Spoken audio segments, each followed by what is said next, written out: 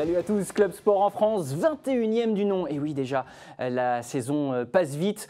Club Sport en France, vous connaissez le principe, on essaye chaque semaine de balayer l'éventail des pratiques, des disciplines dans l'Hexagone, des plus médiatisées aux plus insolites. Vous vous souvenez que la semaine dernière, avec la présence de l'UFOLEP, on avait évoqué le sport santé, eh bien on va essayer de tenir ce cap avec la Fédération des arts énergétiques et martiaux chinois à l'occasion de cette semaine. Derrière un intitulé peut-être un peu long et un poil mystérieux, on va lever le voile sur des pratiques à la fois esthétiques et aux bienfaits prouvés. Tai Chi Chuan, Kung Fu ou encore Qigong n'auront plus, on l'espère, de secret pour vous à l'issue de cette émission.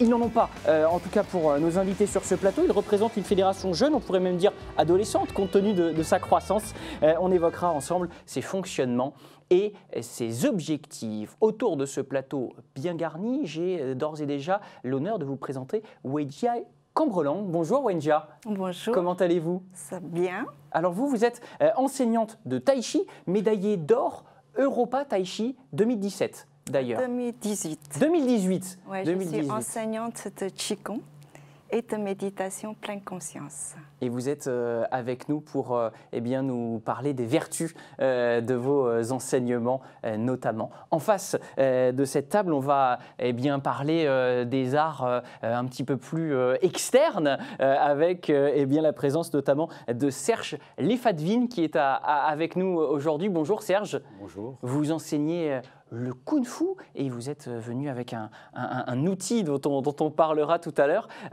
Serge, là aussi, vous êtes au sein de cette fédération un petit peu plus globale, membre d'une partie un peu plus combattante, mais où il faut connaître tous les principes des arts et notamment méditatifs. Oui, effectivement. Donc, je représente les arts martiaux externes, donc le Kung Fu en particulier. Le Kung Fu donc, qui est orienté plus combat, qui se pratique plus en puissance, en vitesse, mais qui se passe difficilement du travail plus interne avec le Tai Chi et même le Qigong. Des têtes bien faites, évidemment, avec aussi la présence sur ce plateau d'Akli Hamadi. Bonjour Akli. Bonjour. Alors vous êtes un enseignant de Qigong. Tout à fait. Il me semble, avec ce travail qu'on évoquait en dehors du plateau sur la maîtrise aussi de son corps, de cette gestuelle qui est la vôtre, et on aura l'occasion de détailler tout ça si vous le voulez bien, et notamment avec ces objets, mystérieux qu'on va découvrir ensemble, en compagnie également du président de cette fédération qui nous fait l'honneur d'être avec nous, Christian Bernapel. Bonjour. Bonjour. Ravi de vous avoir moi aussi, tout avec à fait, nous. Ravi de pouvoir parler de notre fédération. Oui, effectivement, on est aujourd'hui sur une thématique qui est complètement dans l'air du temps, dans une ère 2.0 où tout va très vite. On en parlait également et on va essayer de prendre le temps d'évoquer vos différentes pratiques et arts chinois. Sans plus tarder, et pour entrer dans le vif du sujet, on va partir à la découverte de ces disciplines avec quelques objets du désir pour moi.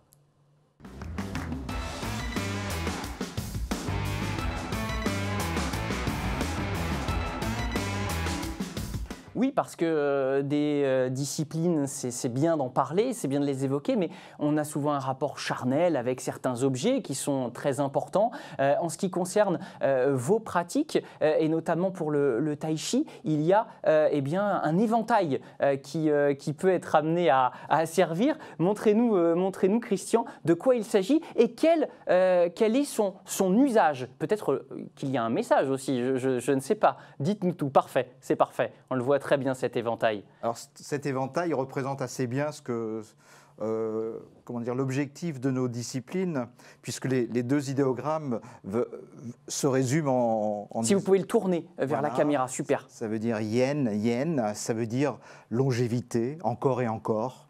Et nos disciplines sont dédiées à la bonne santé et à la longévité de nos pratiquants.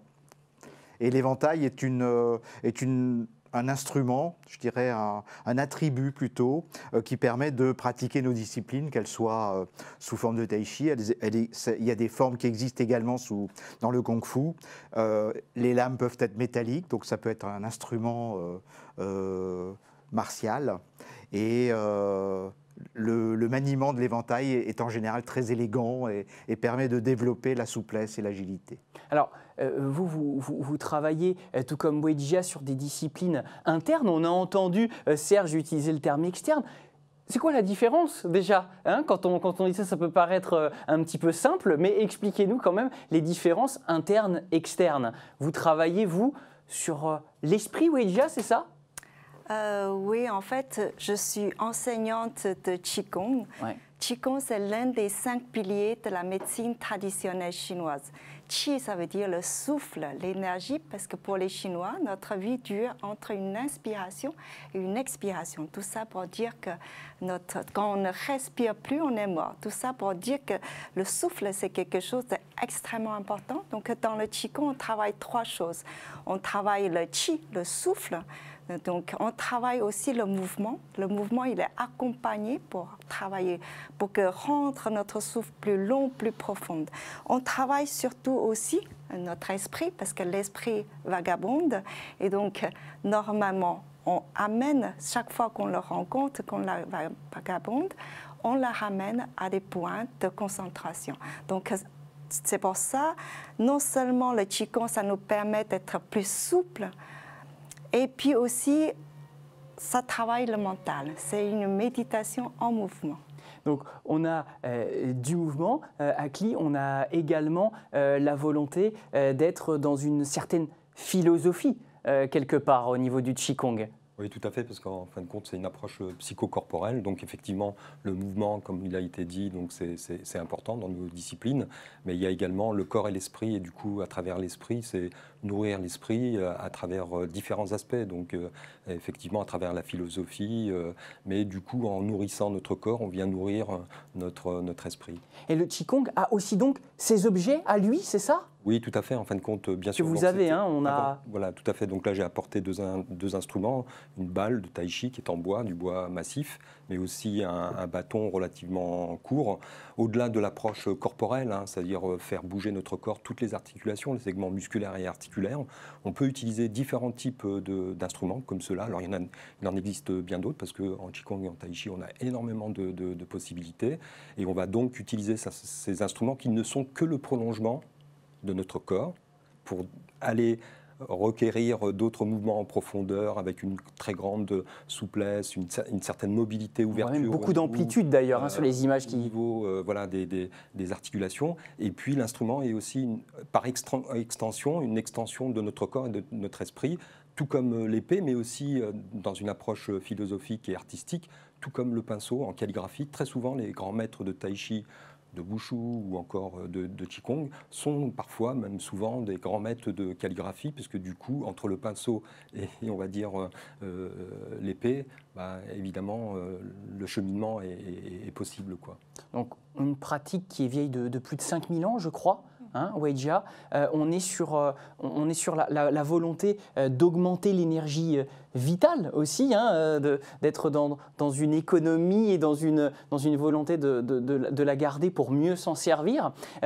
Concrètement, ça passe par des mouvements que tout à chacun peut faire, où il faut suivre avant cela vos cours, des principes qui sont philosophiques, de la littérature aussi à connaître. Est-ce qu'il y a des choses à savoir, des prérequis avant de se lancer chez soi peut-être ? Oui, comme tout apprentissage, en fin de compte, il y a différents niveaux, il y a toute une méthodologie, un parcours pour partir d'un socle, d'une base qui va permettre ensuite à la personne d'évoluer, bien évidemment à son rythme, et acquérir comme ça un certain nombre de compétences, avec un objectif qui est en fin de compte aller vers la créativité, hein, puisque l'objectif avant tout c'est une libération de toutes ces tensions pour permettre à chacun de trouver sa voie. Président, vous êtes, vous, de votre côté, enseignant de tai chi hein, depuis de nombreuses années. Hein, et toujours, de fait, on est, je parle sous votre contrôle, là aussi sur un art au départ qui était guerrier. Hein. Comment on fait cohabiter une certaine confrontation, du coup, avec cet éloge de la lenteur, cette cohabitation tradition, physiologie et en même temps un certain psychisme ultra présent. Ça paraît compliqué de voir cette cohabitation. il faut connaître beaucoup de choses, j'imagine, de cette culture chinoise. Oui, en même temps, donc c'est le lien par rapport à la tradition chinoise et à travers les écrits des anciens textes qui fondent en fait la pratique de nos différentes disciplines et leurs différentes expressions. Et de l'art de la guerre, d'une part, aussi à l'art de la méditation et du retour sur soi. Et pour faire un bon guerrier, il faut qu'il soit bien centré, qu'il soit sûr de lui, qu'il soit apaisé, la tête solide sur ses épaules. Et donc les deux sont extrêmement liés de façon traditionnelle et très ancienne dans la Chine. Serge, j'imagine que ça vous parle, ça, du côté du kung-fu. Vous êtes avec une épée qui plus est. Hein, avec vous. Donc là on a concrètement une arme sur ce plateau. J'imagine que cette arme qui nous ramène à la guerre, waouh, ah oui, la gestuelle est spectaculaire, Serge, je ne dirais rien de mal, c'est promis. Elle est aussi pensée, elle intervient dans un processus qui est chorégraphique, créatif, où il est codifié. Alors, ce qu'on peut dire déjà, c'est que les armes du kung-fu sont très diverses et variées. Ça commence par les poings, les pieds, les genoux, les coudes, la tête, les épaules. Qu'on possède tous, a priori. Bien sûr. D'accord. Et l'épée n'est pas la première arme que l'on va adopter, parce qu'elle est assez difficile. Ce sera plutôt le bâton, après certainement le sabre, et après d'autres armes, dont l'épée. Voilà. Et donc, en général, toutes les techniques s'apprennent dans ce qu'on appelle des taolu. Donc, ce sont des sortes de chorégraphies. C'est une manière de transmettre en fait la connaissance de génération en génération. Et chaque taolu, donc chaque chorégraphie, contient l'essence même de l'art martial. Donc, pour bien le maîtriser, quand on a bien compris un taolu, on a compris beaucoup de principes qui sont portés par ce taolu.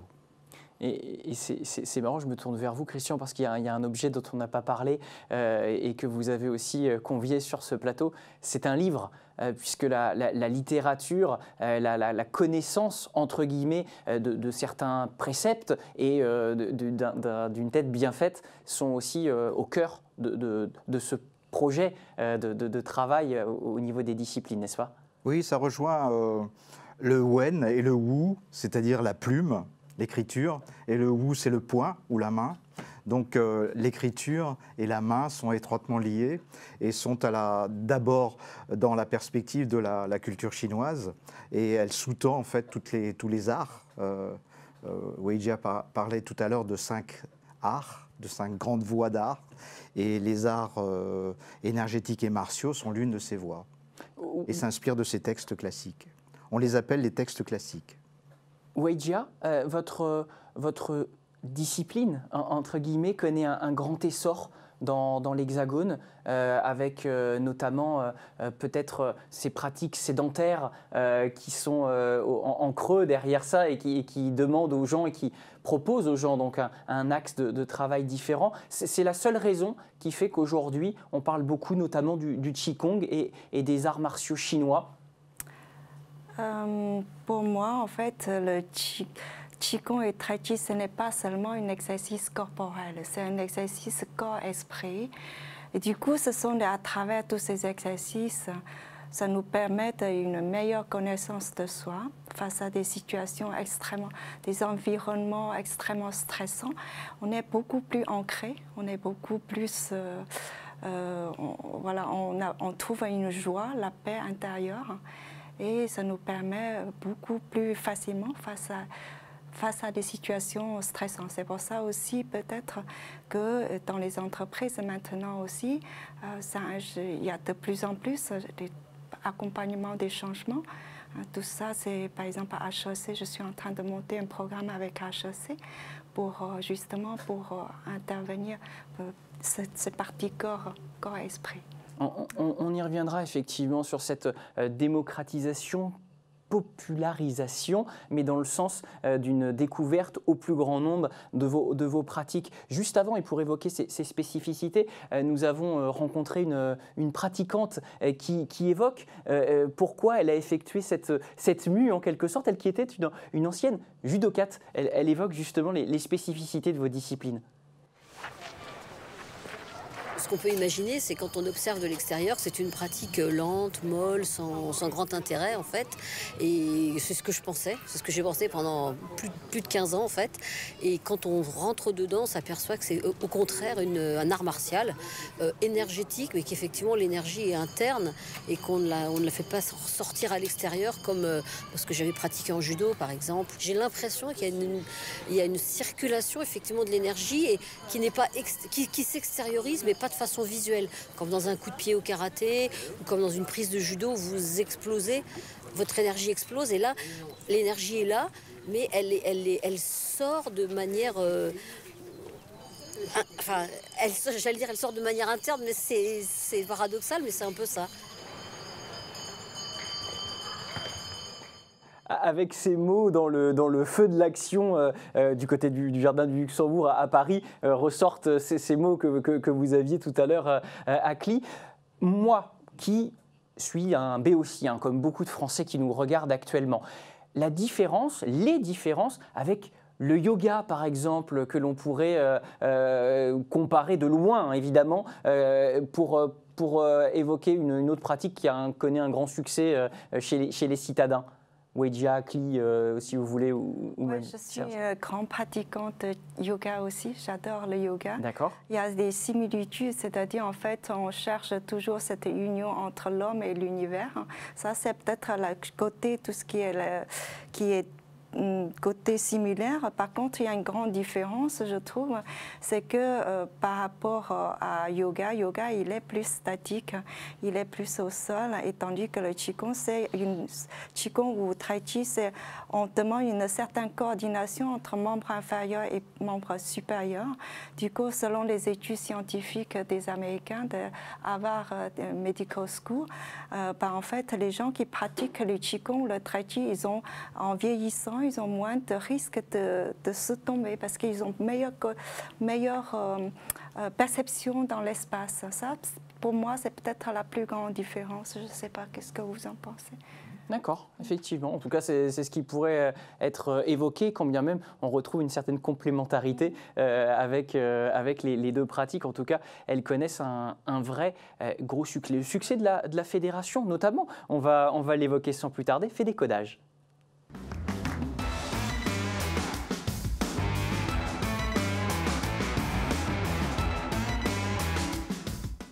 Fédération fondée, en tout cas dans l'Hexagone, président en 1989, donc une grande adolescence quand même, mais une vraie croissance en tous les cas dans ses activités et dans sa capacité à intéresser aussi. On a évoqué quand même des pratiques qui sont diverses, avec bien, plein de spécificités, le Qigong et ses connaissances, le Kung Fu qui doit bien, nous permettre intérieurement d'avoir des connaissances avant d'être dans un travail externe. Comment on fait pour vulgariser auprès du grand public, ce qui a dû être votre travail, j'imagine, au départ, à la genèse de ce projet? Comment on rend accessibles ces disciplines pour le grand public? Naturellement. Ben voilà. Ça s'est passé, la première discipline qui a fédéré, en fait, qui a été le socle du développement de la fédération, c'était le Tai Chi Chuan. Le Tai Chi Chuan existait spontanément en pratique naturelle dans les parcs, dans les associations, et de par le fait d'un ensemencement de maîtres qui venaient au départ, c'était plutôt la diaspora, Hong Kong, Taïwan, etc. Puis quand la Chine s'est ouverte, ces disciplines sont apparues plus clairement. Le Qigong est apparu aussi plus clairement. Le Kung Fu était déjà présent. Et puis, la fédération, peu à peu, a regroupé l'ensemble de ces familles de disciplines en une seule famille qui regroupe les femmes et les hommes. Comment elles sont transmises? Tout simplement dans le cadre des cours, à travers ces multiples écoles, à travers ces multiples maîtres qui ont formé des personnes qui se sont pris dans le jeu et qui ont en fait eu envie de partager les bénéfices de ces disciplines. C'était la source, le départ de ces disciplines en France, ça s'est passé sous cette forme-là.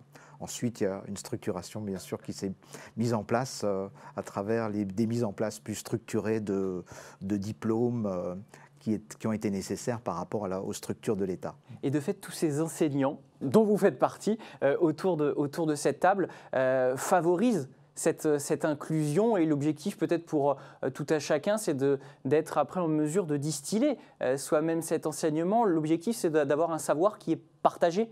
Ça part de là pour vous également? Le savoir est partagé et puis chacun apporte sa personnalité. Et c'est l'intérêt, c'est-à-dire que d'abord les disciplines, nous avons, je pense, une quinzaine de disciplines différentes qui sont pratiquées. Chacune a une filiation souvent différente et donc une façon d'enseigner. Et la fédération est très attachée à respecter en fait cette diversité. Il n'y a pas unicité de technique. Il y a multiplicité de techniques qui rejoignent un même élan, qui sont les valeurs de la fédération. Alors il y a un institut français aussi qui a été créé. On a développé une pratique à la française ou pas? Est-ce qu'on peut parler d'un label sur certaines disciplines et d'une école française, une fois qu'on a eu cette inclusion de ces travaux, de cette culture chinoise? Il n'y a pas eu d'école spécifique puisque les écoles restent multiples et l'objectif de la fédération, c'est justement le respect de cette multiplicité. Ce qui est devenu commun, c'était la nécessité de structurer les diplômes. Et donc nous avons, à travers toutes les disciplines, retrouvé des points communs dans les différents axes, les arts martiaux externes, le kung-fu, les arts martiaux internes, le qigong, les arts internes, le qigong, et les arts martiaux internes qui sont le tai chi chuan. Ce sont les disciplines principales, mais il y en a plein d'autres. Il y a le Xing Yi Chuan, le Pakwa Chuan, le Shuai Jiao, etc. Ces disciplines sont multiples et ont des approches multiples du corps et de l'esprit. Mais l'objectif finalement commun, c'est le bien-être de la personne et c'est l'accompagnement de la personne tout au long de sa vie. Et dans cette quête de grand public, entre guillemets, je vois Aki qui opine du chef, on voit aussi de plus en plus des pratiques qui concernent le tai chi chuan, qui peuvent aussi concerner le qigong, notamment des rendez-vous dans les facultés, des cours qui se déroulent de plus en plus, qui sont des premiers garde-fous, entre guillemets, à la rapidité du monde qui attend nos étudiants. Vous en donnez, j'imagine, vous aussi, de ces rendez-vous-là. Ça participe vraiment à ce que vous voulez, le travail de base que doit être celui de votre fédération, de vulgariser, d'étendre ce fameux éventail? Alors c'est un essaimage. C'est-à-dire on se cale par rapport à des propositions qui nous sont faites. Et puis, on essaie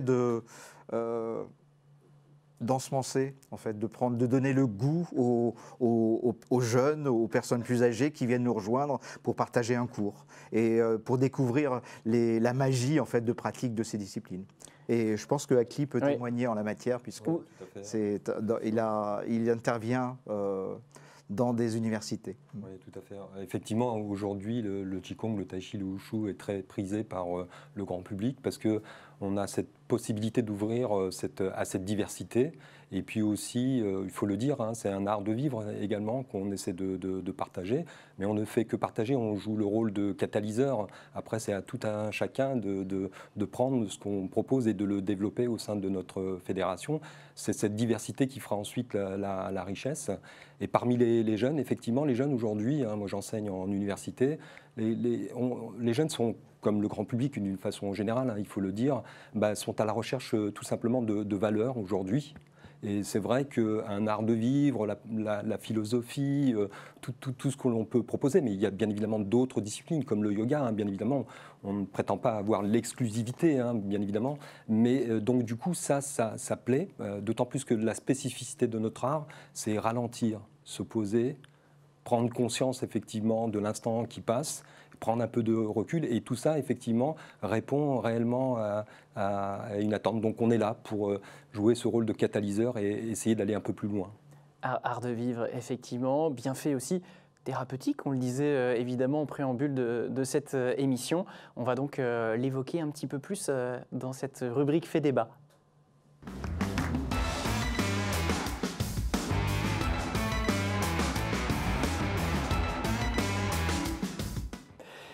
Pierre-Dominique, notre réalisateur, est tout heureux en région, on l'entend, on le salue. D'ailleurs, avec cette émission et ces arts énergétiques et martiaux chinois, on parlait des bienfaits thérapeutiques. Oui, on va y venir, des enseignements dans les facs, mais est-ce qu'on va avoir des professeurs qui vont enseigner dans des facultés de médecine bientôt ? Pour que ce soit en soi quelque chose qui puisse entrer de manière, on va dire, très très populaire et très globale dans une thérapie. On sait qu'on prescrit sous ordonnance certaines pratiques comme le tai chi chuan. Donc ça peut arriver, ça arrive déjà, Président. Oui, alors dans les universités, ce n'est pas encore le cas pour le corps universitaire. Par contre, nous avons des interventions multiples dans des établissements hospitaliers, vers du personnel hospitalier, vers des patients également.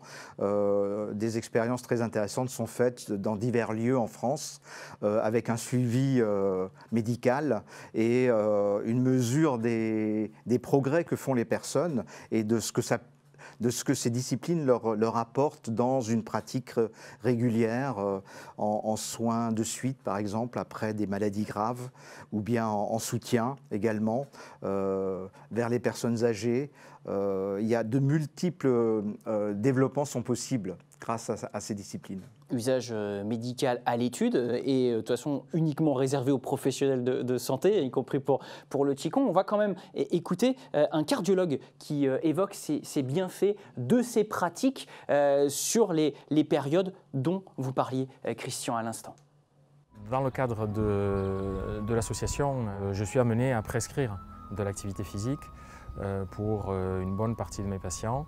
En sachant que la prescription doit être ciblée, il faut amener le patient à cette réflexion, il faut amener le patient à envisager ce changement de comportement, ce qui n'est pas facile, ce qui demande du temps, ce qui demande du temps pour le patient pour sa réflexion, pour se projeter, s'imaginer, et du temps d'explication au fur et à mesure des consultations. Et puis, bien souvent, on arrive à une acceptation et on passe à l'acte, on fait la prescription et il rentre dans le procédé.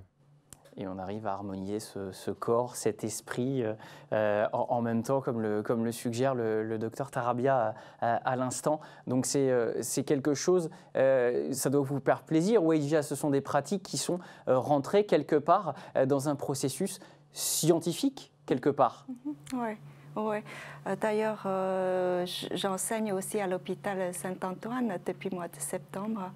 Et en fait, là, on a donné les premiers, les questions, parce que ça va être suivi avec les questionnaires pour voir un petit peu l'effet de Qigong sur la santé des participants, que ce soit les patients et les aides-soignants.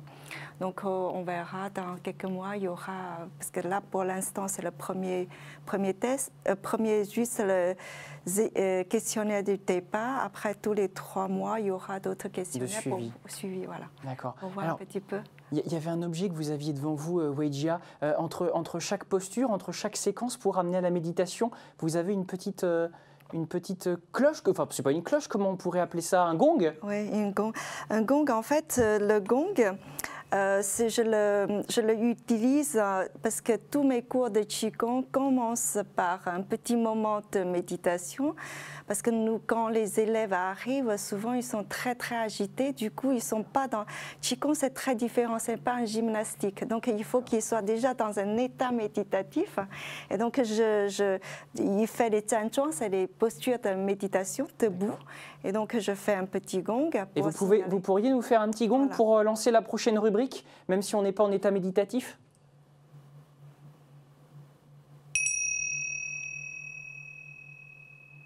On va juste écouter prendre conscience de notre respiration, juste 2 secondes, afin de nous ramener ici et maintenant.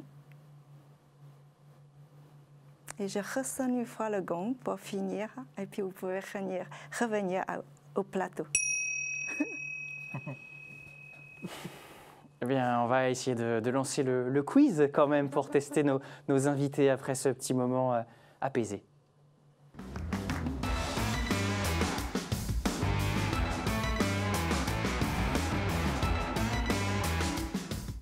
Apaisé et apaisant, n'est-ce pas Serge? On était un peu parti, hein. On va tester vos connaissances sur vos disciplines. Vous êtes peut-être surpris, on ne vous avait pas prévenu hein, qu'on allait faire le petit quiz de fin d'émission. C'est simple, ce ne sont pas des questions de rapidité. J'ai compris qu'on était sur une éloge de la lenteur, on prend le temps de faire les choses. Pas de question de rapidité, mais une réponse pour chacune d'entre vous à mes questions. Je sers de monsieur loyal et je note tout ça. 4 questions. La première, selon la légende, quel souverain serait à l'origine du kung-fu, plus généralement, des systèmes de lutte chinoise? Confucius, l'empereur jaune ou Yu le Grand? Messieurs, dames, Wei Jia. Yu le Grand. Yu le Grand. C'est pas Yu Grand, hein, c'est Yu le Grand. Hein. Christian. Wang Di, l'empereur jaune. Wang Di, l'empereur jaune. Serge? Je suis. Vous suivez. D'accord. Akli? L'empereur jaune. L'empereur jaune. C'était Wang Di, l'empereur jaune, qui aurait régné sur la Chine 2600 ans avant notre ère. Vous avez dit que la question, c'était sur le Kung-Fu. Vous avez dit... Oui, tout à fait, mais vous avez le droit de connaître la réponse quand même, Wei Jia, non? Non, parce que vous avez dit qui a inventé le Kung-Fu? Quel souverain serait à l'origine du Kung-Fu? Effectivement. Si vous avez des remarques à formuler, ce sera auprès de Julien Perronnet, notre chef d'émission, juste après cette émission. Que signifie littéralement Qigong? Là, je ne fais pas de proposition. Que signifie Qigong? Qi, ça veut dire le souffle, Oui. maîtrise de notre souffle. Ok, je donne un point pour tout le monde parce que là, Wei Jia l'a offert sur un plateau et nous aussi. Ouf. 3e question. Savez-vous qui est cette personne qui va apparaître derrière moi? J'étais Yang Chengfu. Yang Chengfu, voilà, Yang Chengfu. L'un des plus célèbres maîtres de Tai Chi Chuan, effectivement, le plus rapide. Désolé. Yang. Du style Yang. Le style Yang, très bien. Donc, Yang. une Plusieurs des pratiques, écoles. c'est 5 une des styles. pratiques. Voilà. Le plus rapide ayant été le président, il va marquer le point. J'ai fait une petite question de rapidité, fatalement, puisqu'il n'y avait pas de proposition. La dernière. Quelle personnalité a inventé son propre art martial, le Jeet Kune Do ou la voie du point qui intercepte? Bruce Lee. Bruce Lee. Bruce Lee. Bruce Lee, oui, c'est pour tout le monde le plus rapide, messieurs, de vous deux. Serge, Serge. Serge, est-ce que vous savez en quelle année c'était? Pour vous départager. 70 peut-être, je sais pas. Autour de 70. Ah, qui n'est pas loin, ouais, 1967. Non, 67. Oui, on était... On est si vieux que ça. alors on n'était pas vraiment dans la bagarre, hein, dans le combat, on était vraiment dans une stratégie de Content combat. d'arriver à Paris, c'est Exactement. 70. Les stratégies, exactement. Décalage horaire. Exactement.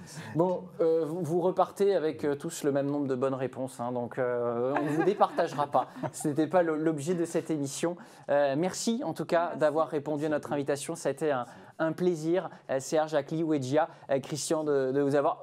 Nos portes vous sont ouvertes pour eh bien de plus amples plaisirs méditatifs ensemble. Merci pour votre venue. Merci à Pierre-Dominique en régie, à toutes ces équipes. On se retrouve évidemment la semaine prochaine. Bye bye.